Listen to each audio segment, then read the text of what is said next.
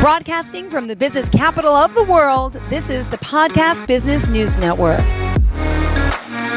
We are back with the owner of Classic Citiva. Alan Hart is his name, hailing from beautiful Athens, Georgia, and helping so many people with his, how do I call it, empathy, right? Yeah.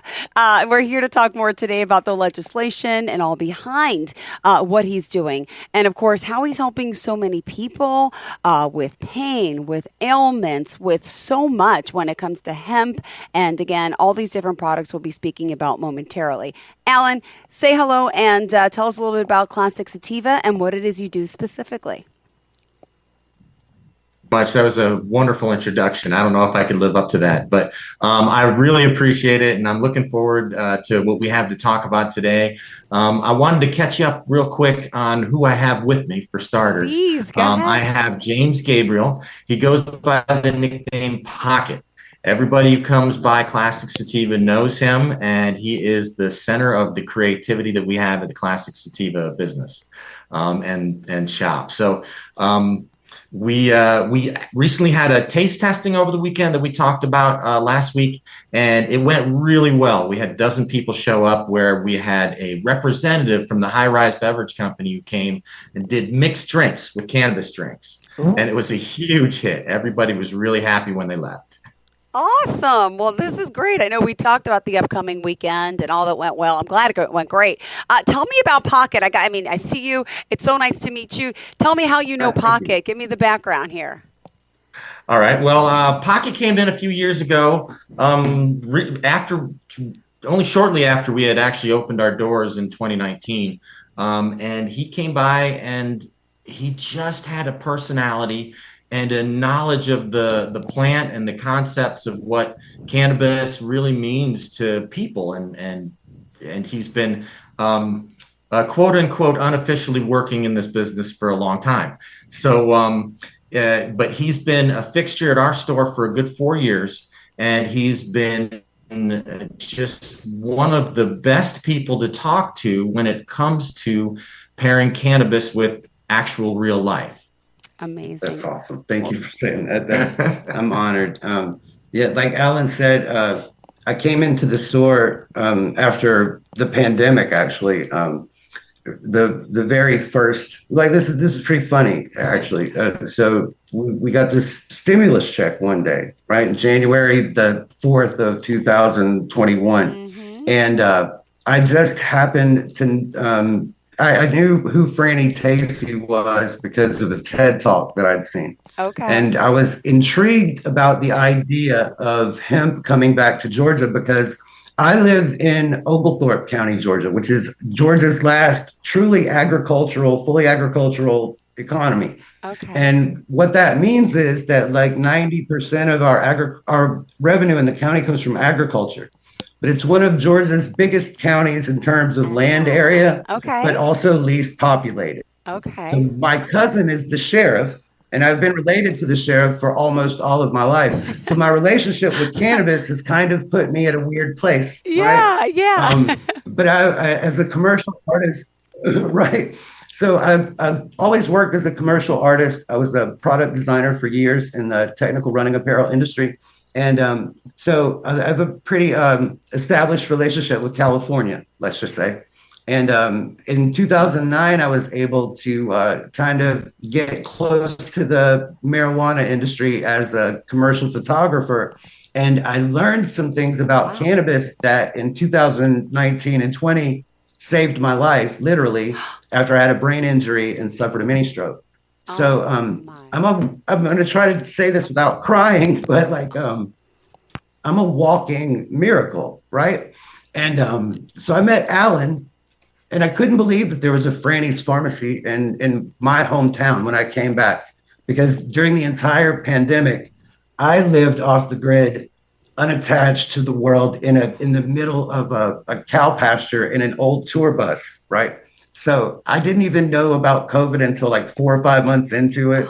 So we were still under a mask ordinance, and I meet Alan, and Alan's not trying to just peddle me all the Delta 8, THCO, whatever, blah, blah, blah. Alan wants to talk about, the mammalian cannabinoid connection, and I can really get into the esoterics of it all. Aphasia is a very weird spot.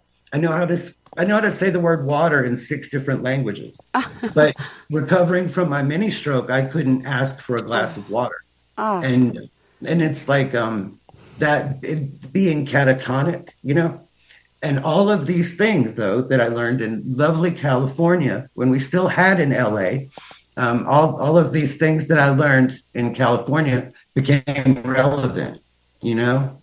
And when I told Alan how I felt, we left my mother waiting in the car for like 2 hours while we got to know each other. And then on the way out, Not my fault. on my way out the door, I asked him if he had room on the roster for somebody, and I told him if whatever he could pay me to work for, I would work the rest of the week for free, And it started there, and then like what we've done since then is like it's amazing. It's truly amazing. beautiful. Wow. Thank you for this. Oh my goodness. Emotional times, but I'm so glad of all this help that you received. And here you are now, buddies. And how many years ago was this now? You guys met then? Was that 4 years, yeah. 20? Yeah, Oh we my just suffered. goodness. We just celebrated our friendship is anniversary. Oh, man, oh, cute. Well, I'm glad that we're here today again from classicsativa.com. We're going to talk more about CBD, THC, everything that they're doing to help them, find the comfort and happiness for their patients and improve that community around them. And for today, I know we're going to get a little more specific, right? What did you want to discuss today about legislation? Where do we begin, Alan? Well, I wanted to talk about some of the different legalities that we understand, and it gets really complex really fast because every state has their own level, but also there's a federal level that we'll talk about too. One of the first things that people really need to know about, and I think a lot of people already identify with, is decriminalization of the cannabis plant right now. There's still a lot of people who are incarcerated even after all these recent recommuting of sentences. There's still a lot of people still incarcerated for nonviolent marijuana charges. And there's a misunderstanding about that too. We dual citizenship is a principle that we should all understand if you're born in the United States, Okay. right? And because we don't really talk about it. When President Biden made his pardon for misdemeanor possession charges, that only counts for federal misdemeanors. There are very few people in federal prison that have misdemeanor. What that equates to is less than, I think, 3% of the total incarcerated people. So if you imagine the lowest common denominator of people in federal prison, it affects them, but somehow does not, to use a Reaganomics phrase, it doesn't trickle down to the states, right? So the supremacy clause, which I guess is like Santa Claus's brother, I don't know, you don't get to invoke it in an administrative law court too, and so there are a lot of very complex principles that keep us unable to access the plant and have ultimately suffocated our industry. Wow. So decriminalization becomes really important. In fact, it's really interesting when we talk about legalization too, because a lot of the legalization bills that have been going through Congress recently have gotten stopped by certain senators and congressmen who want to tackle decriminalization first. And decriminalization tends to be a really, really tricky subject. But it is. Yeah. And there are lots of things that we don't really consider too. Like, for instance, let me ask you this, Nicole. Let's have like an interactive thing, right? Sure, okay. So this is just Jill. It's okay, So- Jill. But honestly, Jill Yeah. Nicolini, a lot of people call me Nicole by accident, and it's okay because some people call me Nikki. It's all good. Go ahead. Nick, okay, that's cool. So Jill, look, let's play like a little game, like quid pro quo, right? Like, so when does marijuana become created? Like, when is marijuana created? Is it grown from seed? You're asking the wrong person. I'm going to give you a hint. After 2018, it's not. Oh. So there are 3 ways that marijuana is created in this country. And up until the point that hemp has a lab test that says that it is going over 0.3%, or any cannabis is on your person and you don't have a permit for it or a lab result to show that it's under 0.3%, so you get charged with a crime. Or three, your criminal intentions are to possess cannabis and call it marijuana. Those are the only 3 times that you can have marijuana, period. And that's because of the Farm Bill. And the way that it works out is all marijuana is hemp, but not all hemp becomes marijuana. It takes one of those 3 circumstances, right? And a lot of people don't think about this, but you can't sell hemp and marijuana in the same building because one of them is illegal. And we use terms like medical marijuana, even though marijuana is Schedule 1. And that makes it oxymoronic by nature, because you can't have something that is no medical use that is also medically useful, right? So we've allowed ourselves to become seduced by semantics, right? And effectively what it has done is it's exposed a lot. You know, we've had 2 national championships out of the last 4 years with our college football team. And Athens is kind of in the middle of nowhere, right? So in this small town in the middle of nowhere, football hasn't made the same impact that cannabis has, that our hemp store has, right? Noticeably. But the ironic part of it all is that, you know, when you're this far away from everything, it takes a while for the news to catch up, right? And you would think in a college town that most of our customer base would be college kids that just want to melt their face and party after we win games like we do. But it's not. It's people that are, you know, I'm 46, and it's people that are older than me. You know what I mean? It's everybody's grandmother and sister and aunt and uncle and the old man down the street. And it's a lot of teachers and firefighters that can get away with it. You know what I mean? And you know, it's to have something that's not legal that becomes so from something that is natural and is legal. It puts you in a very weird place. And I can understand the predicament of law enforcement. My cousin is the sheriff. I know. Like I can't believe that. Yeah. But, you know, like we always joked when I was a kid that we pumped the sunshine in and the moonshine out, you know, of Oglethorpe County.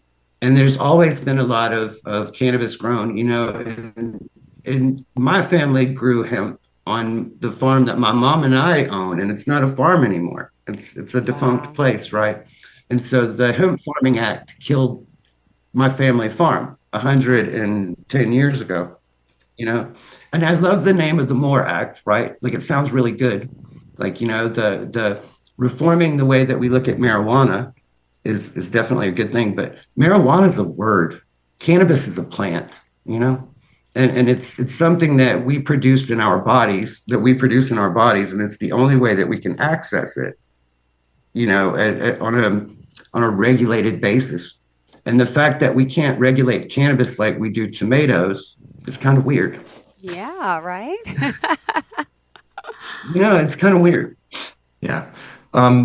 Pocket was referring to the MORE Act, and that one has been going through Congress a couple of times now. It's basically a decriminalization bill that's been introduced several times and keeps getting stopped or not getting through both houses of Congress. Right. It's a Cory Booker. Cory Booker is this is the first time I've ever spoken publicly about cannabis, and I want to shout out to Senator Cory Booker, like, for all of the effort that he's made. But yeah, like you should recognize help where you're getting it. You know what I mean?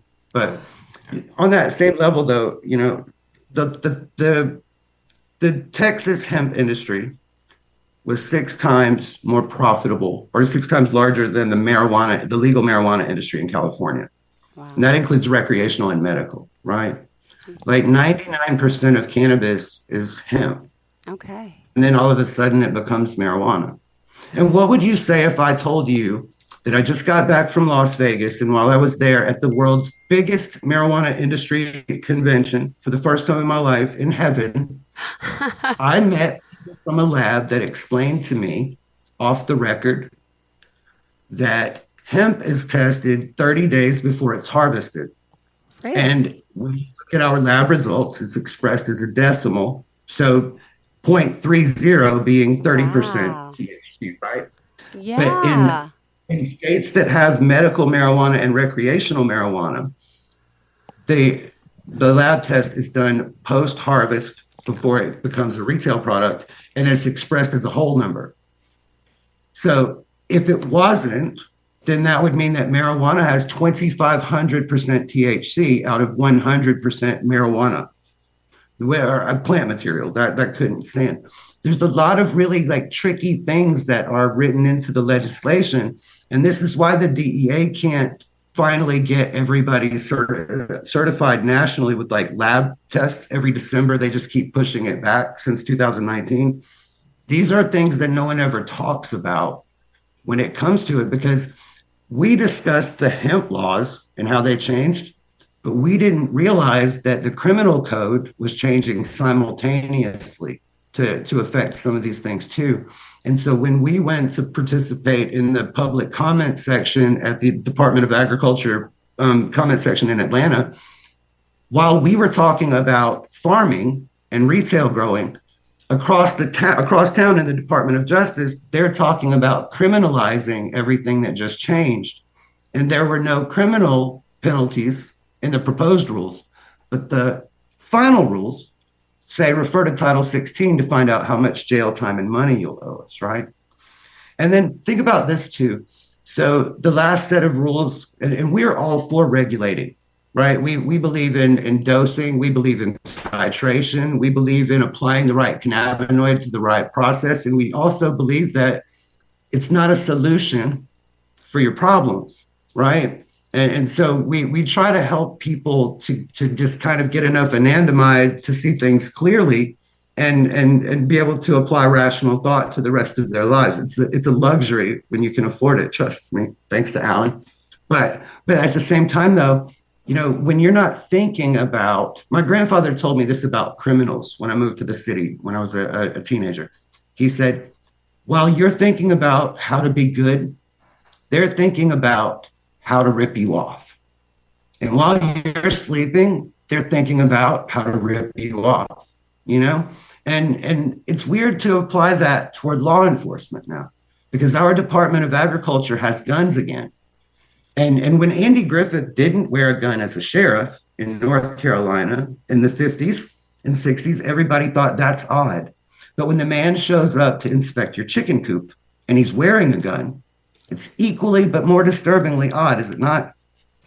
So mostly Pocket's referring to the changes that were made recently in the state of Georgia, the hemp laws, which are governed by the USDA and the Departments of Agriculture in each state, allow us to sell cannabis at percentages of 0.3% Delta-9 THC or less.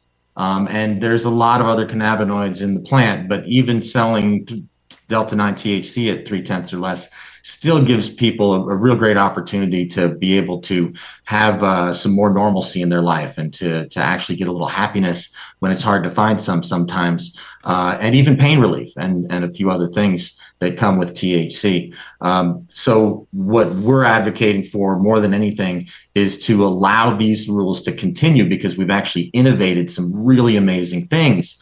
But in each state, we're seeing resistance to what's been happening in the hemp industry, which is to say we've started being able to provide THC in certain quantities, and it's not always Delta-9 THC. We've got other THCs that weren't innovated in the marijuana industry, and most of them can be very, very effective for everything from pain to sleeplessness to nausea and depression.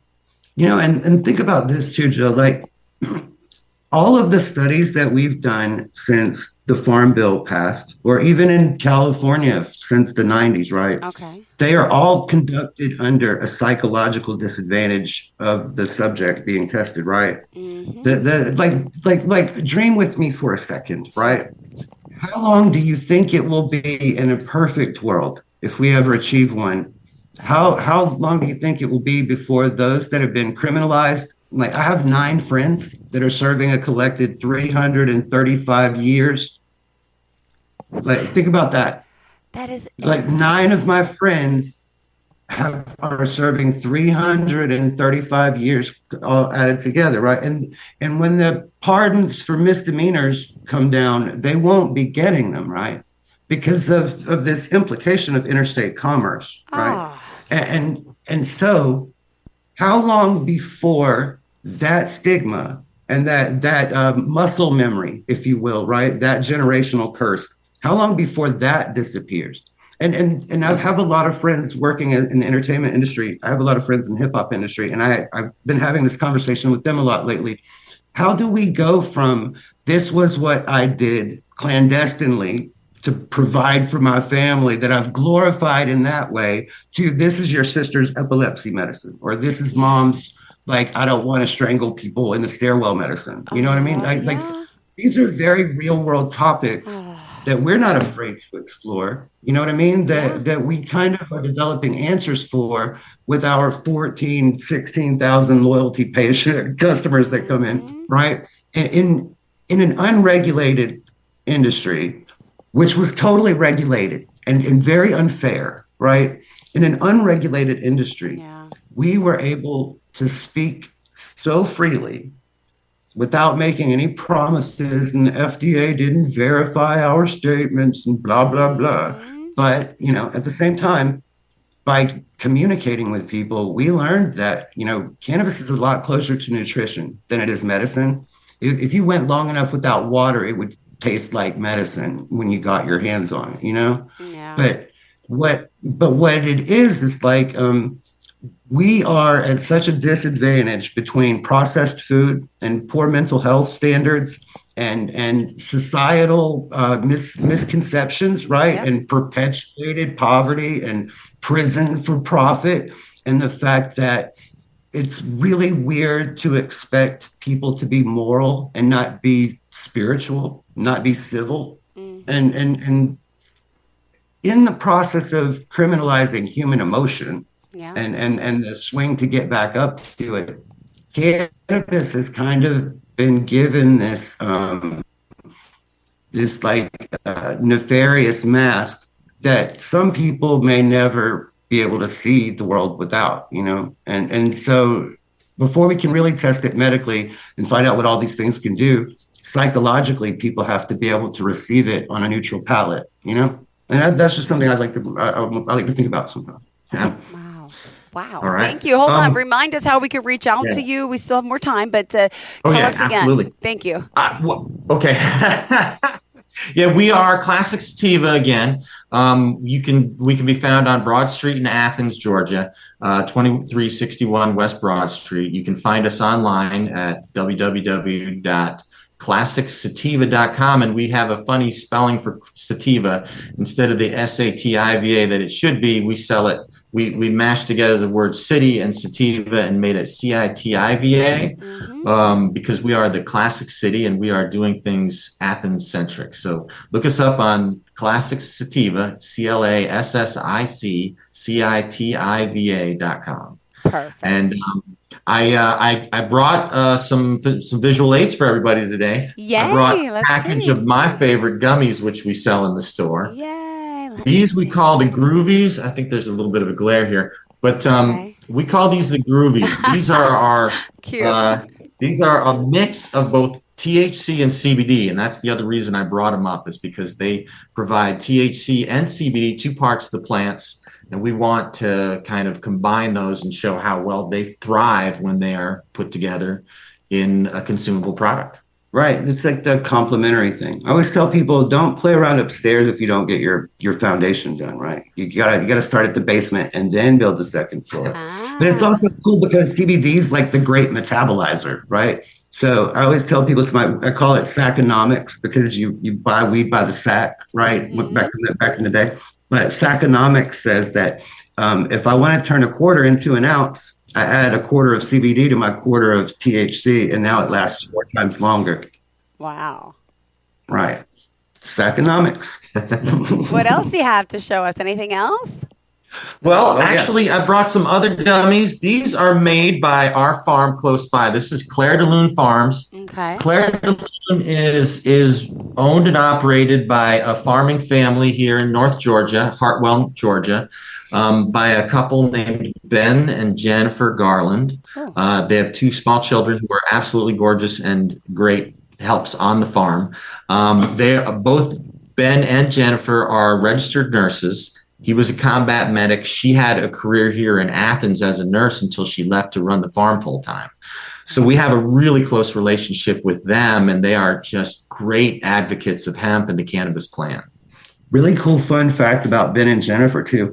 If you live in Colorado, you know that it's illegal to bring hemp into Colorado, with one exception. The Medical Cannabis Association had Ben and Jennifer's gummies and their topicals available at their convention, and it was actually brought in from Georgia. So, just like a fun little fact that, that's how good their cannabis is. Wow. I'm sorry, but not to be confused with the Jen and Ben Affleck. You got me on that in the beginning, right? I do Jennifer call them Garner. I do call them Benefit all the time. That's funny you said that. They might get back together, I think. All right. Oh, my gosh. Wonderful, wonderful. We still have a few more minutes left, so I just want to make sure we're covering everything today. And I know we're talking today about the decriminalization, the rescheduling, the hemp legislation, the U.S. Farm Bill, and, about cannabis legislation and legalization. So what else is happening? What do you think is happening next? Well, one thing I'd like to say to anybody viewing is please contact your representatives. Representatives make up a lot of how we are getting through the current situations where there's lots of legislation happening trying to restrict hemp in a lot of ways so that it doesn't have to compete with medical marijuana. Medical marijuana have a strong lobby, and they're writing most of these bills that are actually sending all of cannabis back into prohibition. So a lot of the medical marijuana stores are really bent on trying to become monopolies towards the plant. We're trying to avoid that. So if any listeners have a chance, please contact your representatives. Every state has a level of fight that hemp needs to go through to actually gain more legitimacy. And it's the closest thing we're going to have to full legalization in the United States. So please stick with hemp. Hemp can be really amazing. We've already started innovating with some of the minor cannabinoids that we can talk about next week. Right. And some other people that you may want to contact. If you're here in Georgia, Brad Raffensperger is our Secretary of State. Okay. It's a misconception that that medical marijuana is a thing because of our low THC oil program. Not a lot of people know this, but Georgia is the first state in the union that allows marijuana to be prescribed and filled at a pharmacy like Walgreens. Wow. But because of a DEA opinion, we've had to delay that here in Georgia. So, and it's not medical marijuana like we think, too. Low THC oil in Georgia means that it's 5% THC and 95% not medicine or weed at all.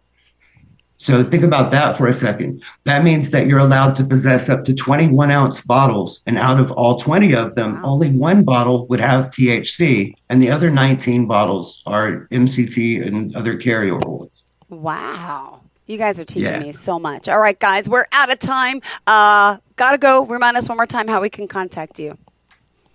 Thank you, Jill. Call us at 706-224-9505 or find us at classicsativa.com, ClassicCitiva.com. And look for us at our YouTube channel coming soon, too. Awesome. So nice to have you here, to meet you as well, Pocket. And, of course, great to see you, Alan. Have a fantastic day, okay? And to all of our listeners and viewers, stay tuned. We'll be back with more. Bye-bye. Awesome. Thank you. Bye.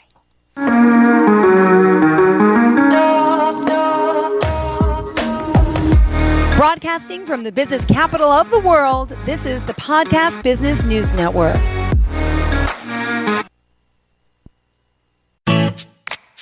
Hi, this is Terry Crews, actor, former football player, game show host, father of 5, and all-around big dude. I'm also an expert on drama. I know all kinds of drama. There's the good kind that comes with having a house full of kids. There's the bad kind, like season-ending injuries.